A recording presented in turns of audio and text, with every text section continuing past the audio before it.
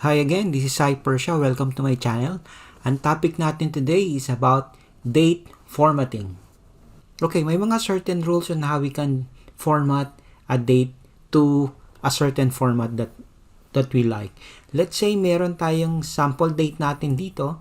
Ang sample date natin is January 25, 2019.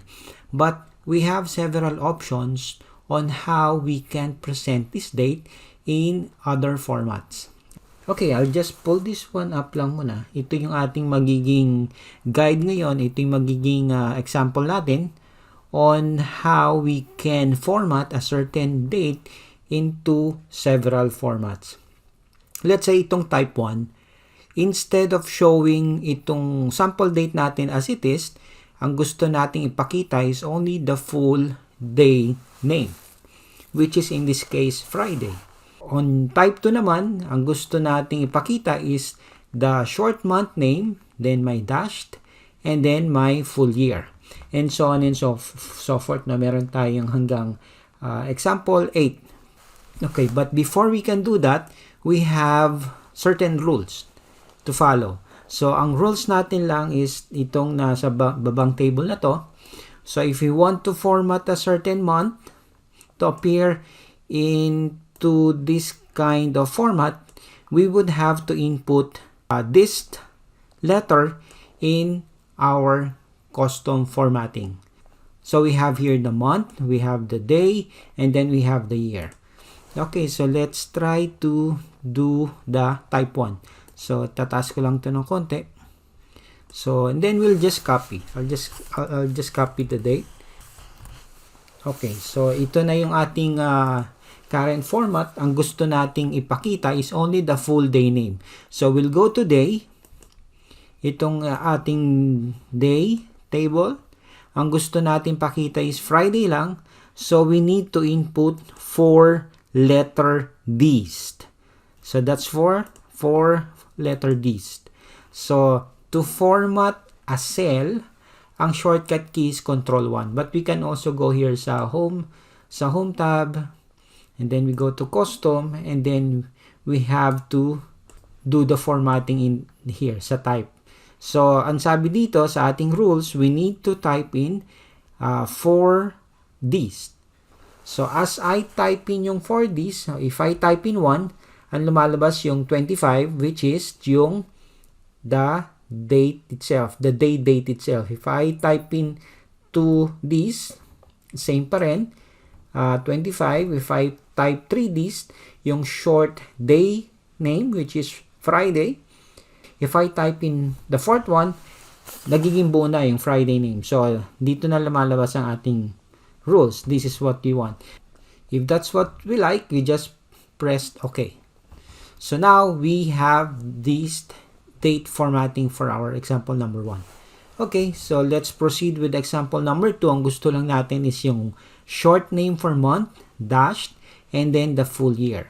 To format the cells, we just need to press Control 1. And then we need to go to custom, and then dito tayo mag-change ng ating type. Type 2, January, how many M's that we need to type? That's 3M. So 1, 2, 3. January, then dashed. If you would like dashed, spaced, or comma, you can use it as it is. So dashed, and then full year. Ang full year naman is we need just to type in 3Ys. So 1, 2, 3 hanggang lumabas yung full 2009. So if that's what you want, you just press OK. So example number 3, month, day, and the year. Okay, we press Control 1. We go to custom. Then we just need to change it. So that's month, M.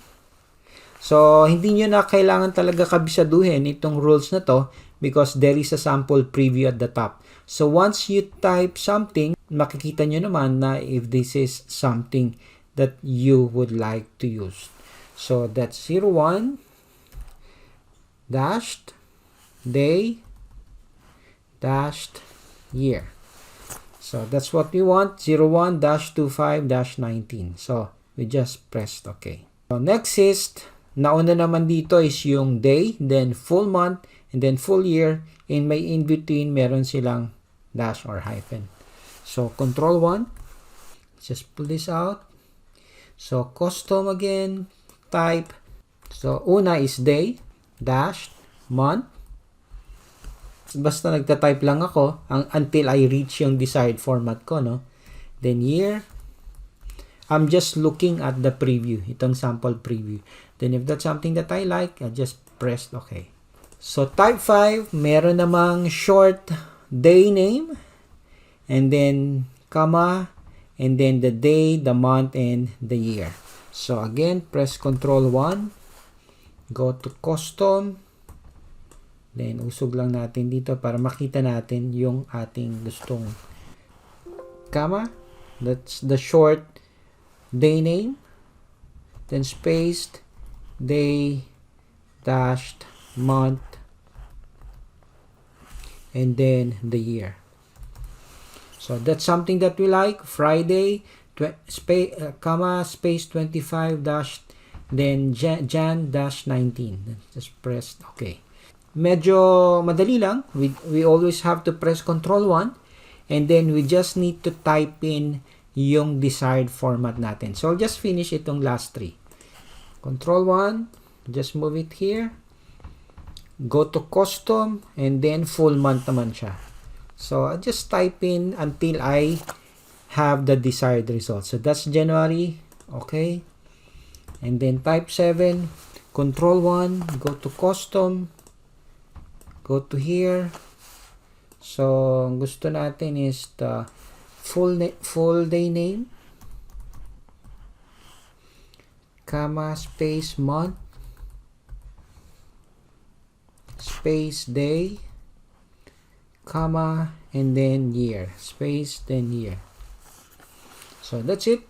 Pareho naman, Friday, comma, space, January 25, 2019. So just click OK. The last is just the year. So Control 1, go again to custom, go to type, and change it to year. So 2019, we got 2019, then we just press OK. You just need to press Control 1, go to type, and then start typing your desired format by using the simple rules. You don't need to memorize this one because meron naman tayong help from Excel na you can have the previous sample as you type the format. And then if you want to use the dashes, the comma, the space, and the forward slash, pwede, you can use it as it is. Thank you for listening, and see you next time.